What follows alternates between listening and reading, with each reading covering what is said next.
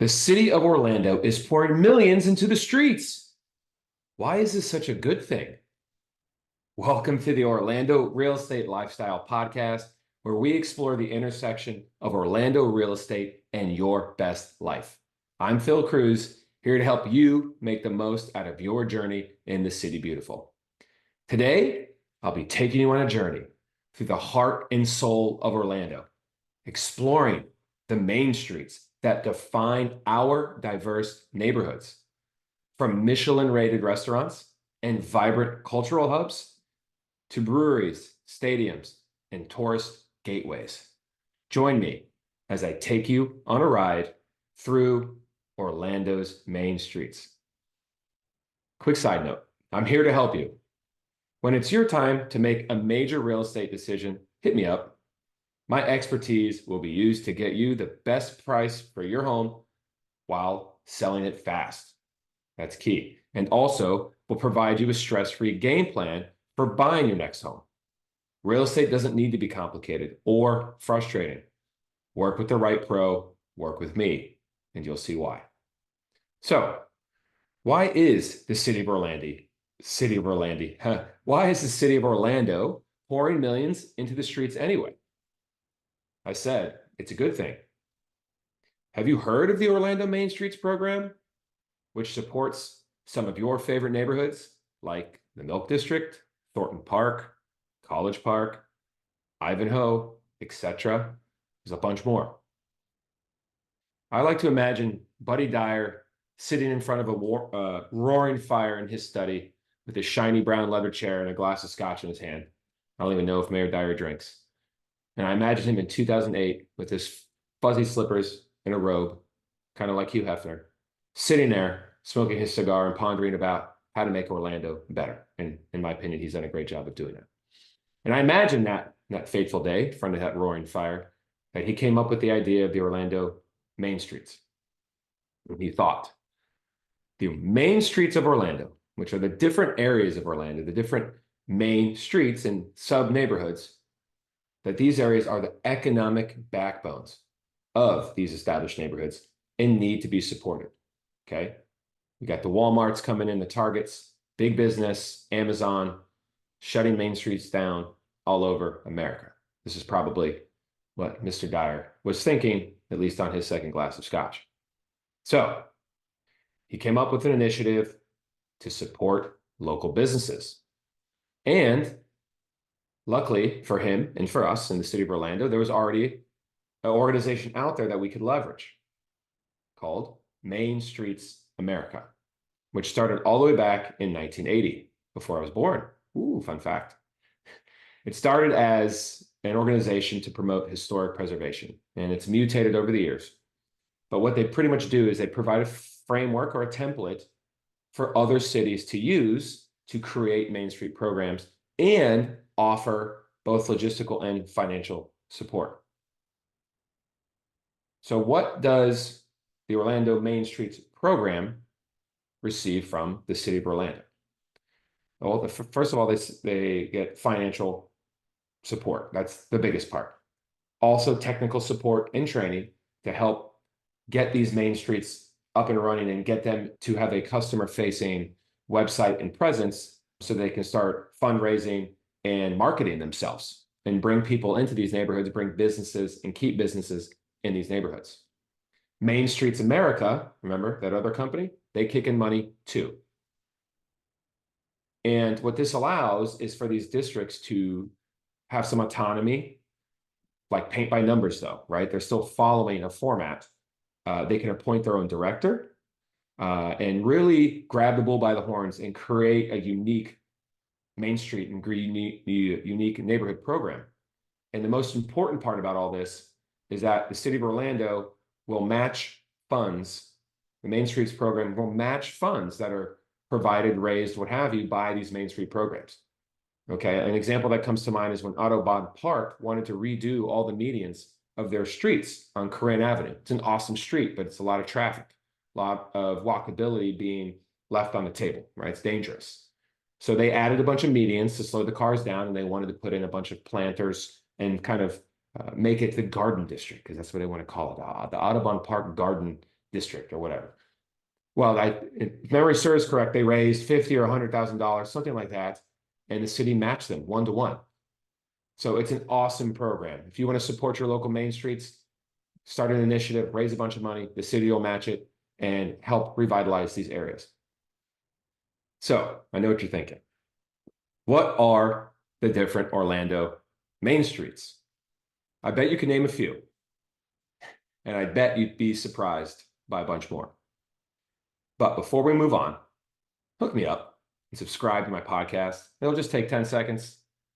And hit the little symbol of the square with the arrow pointing up. You know what I'm talking about. And share the podcast with a friend or copy the link, text it to somebody, put it on your social media. This is how I'll grow, and I appreciate it. Thank you. So, how many main streets did you guess, or have you guessed there would be? Well, I'll tell you about all 12. There's 12 Orlando main streets. One is pretty new, got added to the program. I'm going to tell you some fun stories, some tips, and some info about each region. And check them out and support local businesses. First one on my list, and these are in no particular order, although it does seem alphabetical here at the beginning, is Audubon Park, known as the Garden District. So Audubon Park is east of downtown, a little bit north. It's just south of Winter Park. It's a fairly small region. Corinne is the main street or thoroughfare. You have the Lou Gardens. It's an absolutely gorgeous park, wedding venue, and all kinds of special events for kids during the holidays and Christmas. I love going there. Gorgeous. One of my favorite ramen restaurants, frankly, one of my favorite restaurants, period.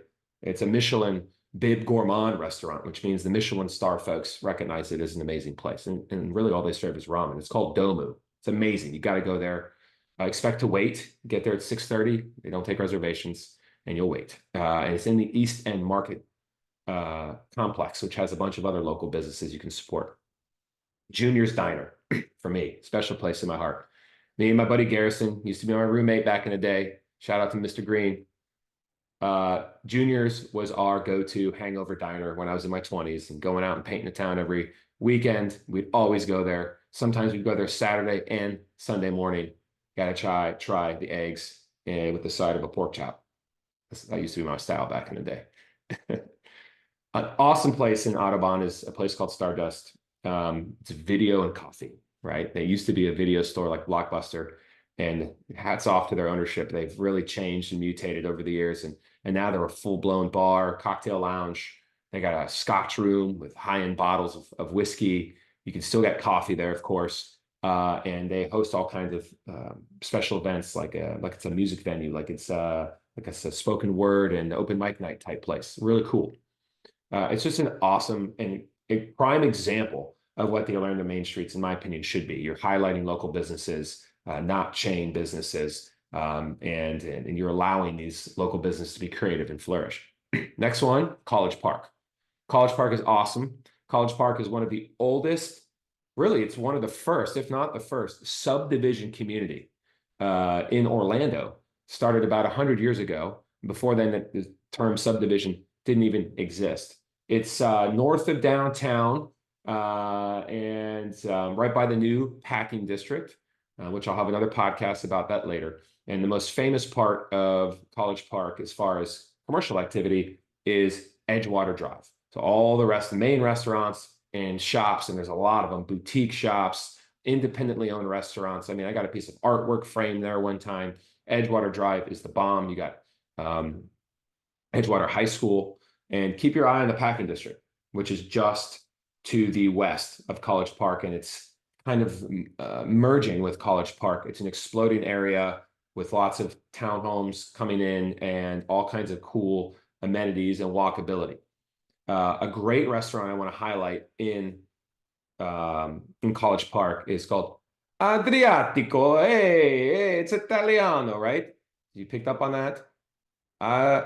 Adriatico. I'll use my gringo accent there. Great Italian restaurant. Christos.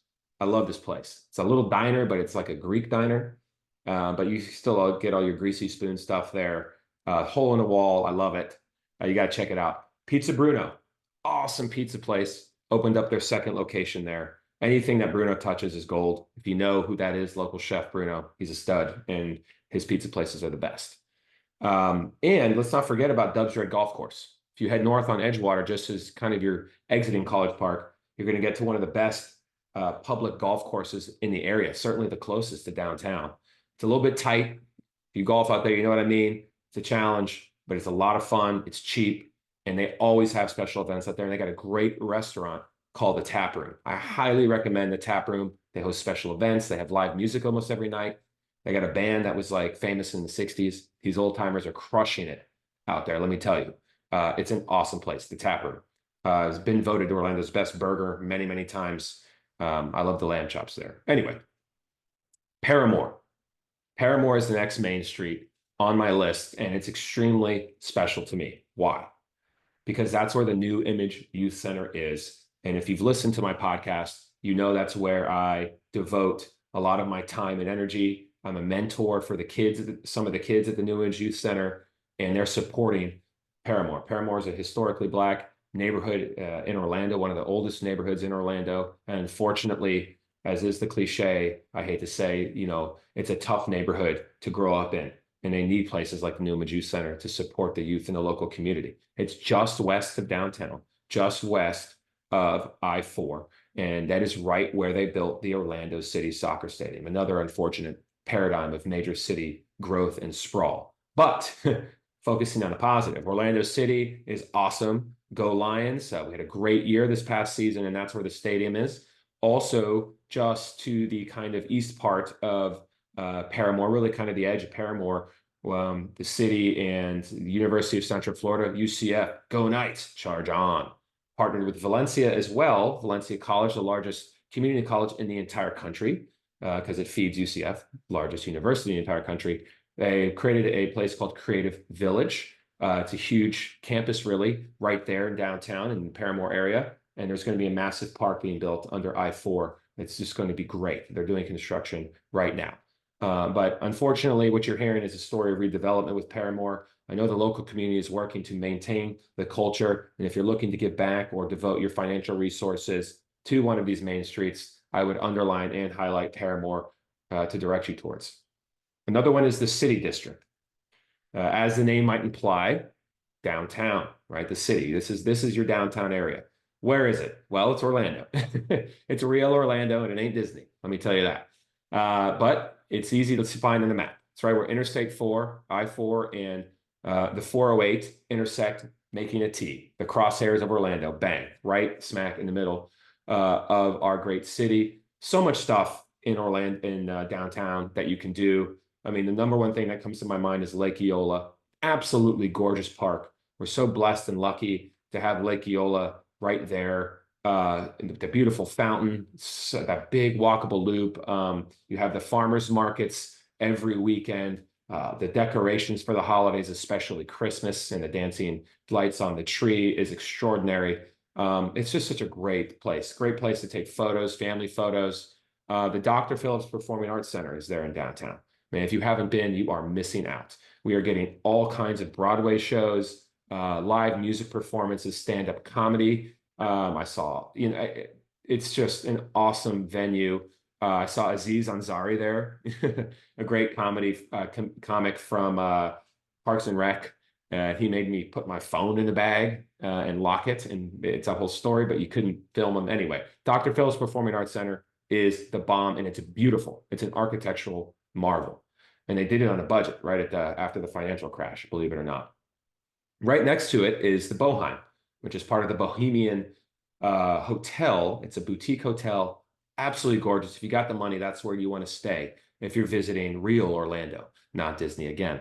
And the Boheim restaurant on the first floor is awesome. It's got a jazz lounge. You could just sit at the bar and eat their full menu. And the lobby of the hotel has tons of amazing art and sculptures. It's so cool.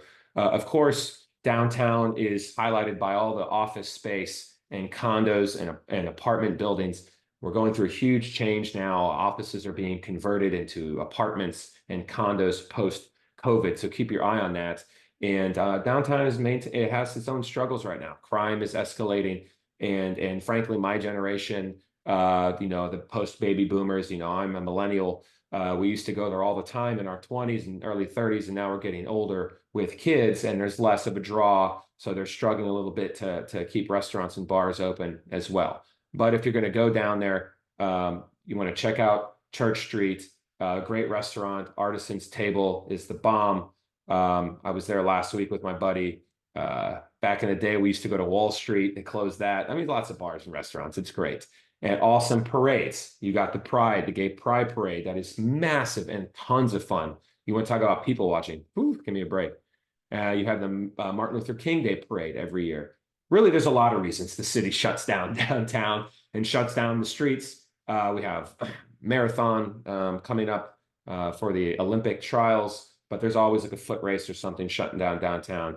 And then you have the Fringe Art Space, something else I'll highlight, the Fringe Art Festival here, highlighting Orlando's diverse and frankly weird culture. They say it right themselves, keeping Orlando weird.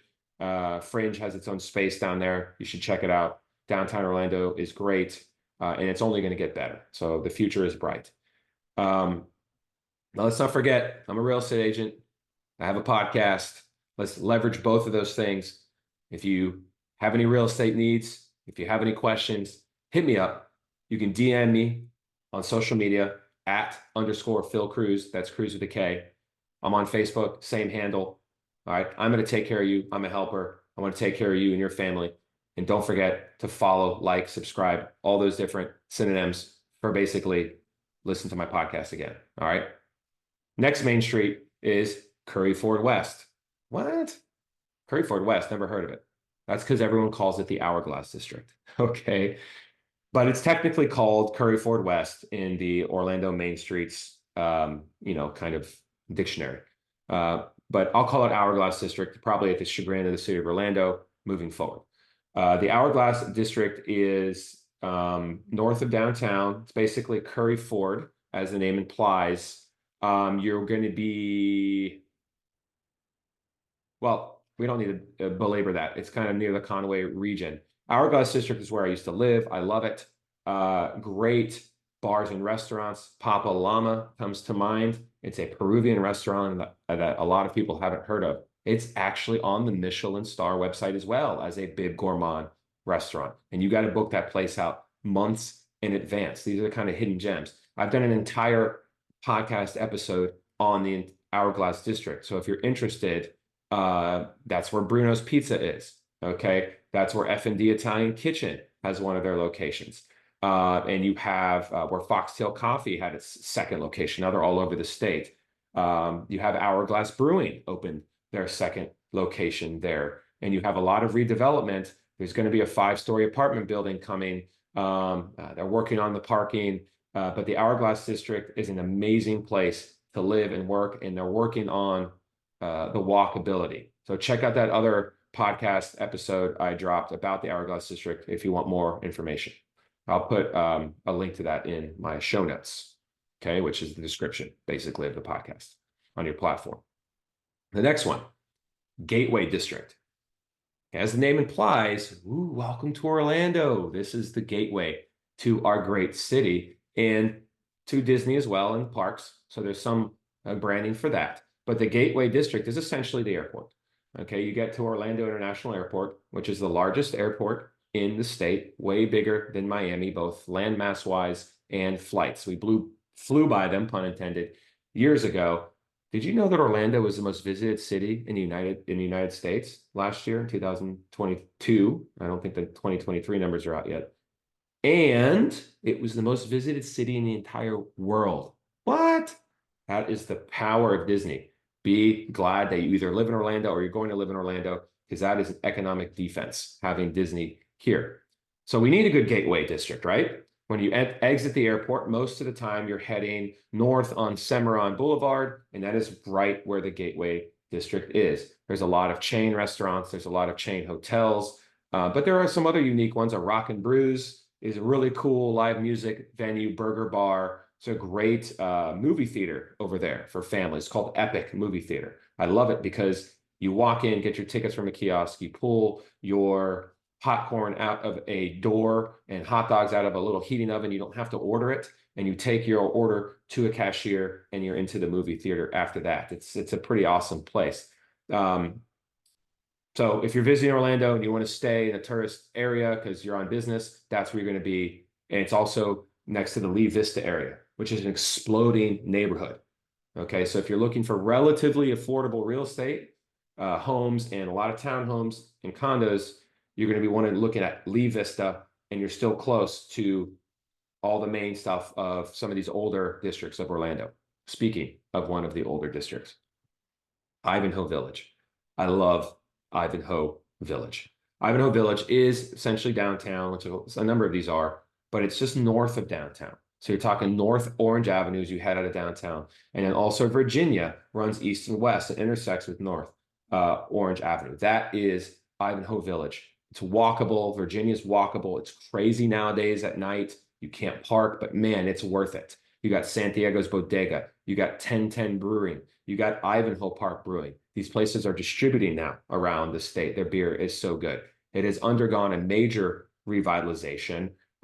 There's a famous bike path that runs through it that gets you into downtown Orlando. One of my favorite little places to talk about is the Hideaway. It's a Dolphins bar because I am a Dolphins fan. I'm from Miami, and unfortunately we stink every year. And we think we're going to be good and we're not. But that's a Dolphins bar. It's really cool. An awesome place to check out, especially if you have kids, is the Hall on the Yard. It's a new development, huge condo and apartment complex, and they created this downstairs space with this great bar, restaurant, kind of even market concept. You can get ice cream, and there's different vendors there, and they have this big open courtyard with fake grass, cornhole. You can let the kids run gangbusters while you have a couple drinks with your friends, and it's right there in Ivanhoe Village. And check out Ski World. All right, it's a great place to get your water ski, wake surfing kind of stuff, but also your ski stuff for snow skiing. It's where I go every year. I'm supporting small businesses.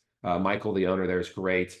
And I don't want to go to Peter Glenn or one of the big conglomerates. I'd rather support Ski World. And that's really the whole idea of this Main Street program, right? Let's support our local businesses. Now, there's a bunch of other restaurants there and bars and stuff. It's so cool. You got to check out Ivanhoe Village. You want to look for Virginia on your map. Next one on my list, we got a few more. The Milk District. This is another great district that's old and historic. It started in the 1920s with the T.G. Lee factory, which is a famous milk producer and distributor, hence the name the Milk District. And they're still there, believe it or not. They're still using that bottling facility. And so it's so cool that you can see that old history. And now it's, of course, surrounded by townhomes, regular homes that are being revitalized and knocked down and rebuilt, and lots of bars and restaurants. Sportstown Billiards comes to mind. Another Michelin star rated restaurant, a Bib Gourmand rated restaurant called Otto's High Dive. It's a great Cuban restaurant, super nice. And none of these places are hoity-toity. Just because it's on the Michelin star rated place, this place is just hip, great food, great drinks, super casual. Check out the podcast episode I did about the Milk District if you want more information. It's, down in the previous episodes. SoDo, another district. SoDo, ooh, how fancy these acronyms. South of downtown Orlando. Do you follow that? That's what the acronym means. And of course, as the name implies, if you're taking Orange Avenue south out of downtown, you're going to enter the SoDo district. Like a lot of these districts, it's been supported by developers. And a developer actually built the SoDo Shopping Center, which has a super target condos and townhomes and a bunch of restaurants and shops, and they named it SoDo. Well, the city picked up on that. Voila, now the whole region is named SoDo. I live in SoDo. SoDo has a ton of lakes. I live on a lake here. If you want any tips about living on a lake, I got 2 podcasts. It's a 2-part series about living on a lake and some information about how to buy land or a distressed home and then transform it into the home of your dreams on a lake. If you want to do that here in the SoDo district or anywhere else in Orlando, let me know. Some restaurants that come to mind, the Waterfront. Name implies it's on a lake. Lucky for me, I could paddleboard to it. So it's one of the few lakes in all of Orlando that has a bar restaurant on it. It's a lake that I live on. The Waterfront is epic. Great seafood, great regular food. It is awesome. It's unassuming. You might drive right by it because it's in like a double wide trailer, but don't drive by it. It's amazing. Then you have Tin and Taco. It's one of the best restaurants to go to if you've had a long night of drinking, which I don't really do anymore. But if I do, it's right there. Tacos, craft beers, unique. They sprinkle Parmesan cheese in their tortillas, for example. And then you have SoDo Sushi, which is located in the SoDo shopping center. Really, really good sushi place. A lot of people don't even realize is there. It's so good. And they have good pho as well, Vietnamese noodles. Moving on to Thornton Park. I love Thornton Park's tagline, downtown for grown-ups. And that's really what it is, because it's right next to downtown, like a bunch of these, right next to Lake Eola Park. But it is its own district and its own uniqueness. Brick roads, brick streets, bungalows, brownstones, which are three-story condo buildings becoming more and more popular in the denser areas of Orlando, condos, and of course the famous fountain, right there in a roundabout in the middle of Thornton Park with kids spitting water up in the air. It's beautiful. So Thornton Park is a really pretty region. It's small, but it's nice to walk around in. And the surrounding homes have so much character with the front porches, porch swings. A lot of them are being knocked down and rebuilt, but plenty of them have been saved, flipped, or just have had great owners that have kept them updated over the years. And it's a beautiful place. Ride your bike throughs with giant old oak trees. There's wedding venues there. Some restaurants that come to mind are Dexter's. All right, that place is awesome. You can't park. It's hard to park there, but it's a great restaurant. Then you have Jinya Ramen. It's another great ramen place. Can you tell I like my noodles? Really, really good. You have Graffiti Junction, which is a burger bar. They have a few locations around Orlando, but it's walkable. Lots of bars and restaurants, so you can park in one spot, stay there all day, go to a couple different restaurants, definitely bar hop, and enjoy the people watching there. It's definitely a mix of all the cultural mixtures of Orlando. It's an awesome place to go. And last, the final one on my list is West Lake Market Street. It's a lot. What does that mean? It's basically where Camping World Stadium is, aka the Citrus Bowl. It's just west of Parramore, and it's another historically Black area of Orlando. And again, following that unfortunate paradigm of where cities build their stadiums, that's where they plopped the Citrus Bowl, aka Camping World. But focusing on positives again, Camping World just got awarded a commitment for $400 million of renovations that's going to completely transform the stadium. It had a huge renovation like a decade ago for $100 million. Well, now we're doing a $400 million renovation. We host the NFL Pro Bowl every year. We don't want to lose them. It's a lot of fun. Take your kids. It's great. And now we're going to start getting more music venues and more special events that are going to Tampa and going to Jacksonville. They're bypassing us right now. That's going to change. I love the Citrus Bowl because back in the day, UCF used to host all their home games there. And that's where me and my buddies would all go tailgating. God, the memories I have back in the day when UCF was terrible. Most of my friends wouldn't even go into the games. I'd have to argue with them to get them to go into the games. But I love the Citrus Bowl, which is now called Camping World. And of course, that name will probably change when the sponsorships change. You have EDC, Electric Daisy Carnival, that crazy techno music, house music party that's nuts. I live close enough where you can hear the boom, boom, boom, for 3 days. But it's a cultural thing, right? It's a cultural phenomenon, EDC, and it's right there at Westlake Market Street. It's a great economic driver for the citizens there who can sell things. Lake Lorna Doone Park.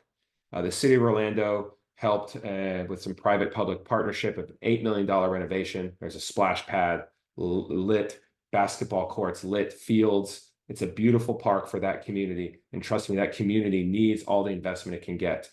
We need to focus on the surrounding community to make sure that the citizens that live there rise with the tide, right, of the area and don't get pushed out like so oftentimes happens. Let's support them. Let's support their small businesses that are unfortunately not even being mentioned on my podcast because they don't come up on your internet searches. They're really servicing only the locals there right now. Let's work to change that, okay? Why? This is so great that we live in the awesome city of Orlando. I have an entire podcast episode devoted to why Orlando is so great. And this is absolutely one of the key reasons it is. The city reinvests in itself. And it doesn't just do it in a way that it goes to these big corporate fat cats, to use a fun expression and visualization. It's going to the local business owners. It's going to the local Orlando Main Street programs and empowering them with the funds matching to bring their own money to the table, bring their skin in the game that is raised by the local businesses and local community. And Orlando and the Main Streets program is going to match that and continue to grow and continue. We're going to continue to get these cool restaurants like Otto's High Dive and Papa Llama. It's only getting better. I love Orlando, and you should too. Check out these main streets.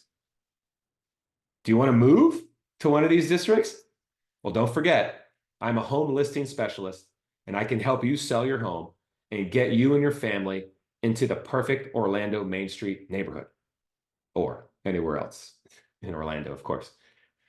And you can find me anywhere on social media @_Phil Kruse. That's Kruse with a K, especially on Instagram and Facebook. You can DM me anything.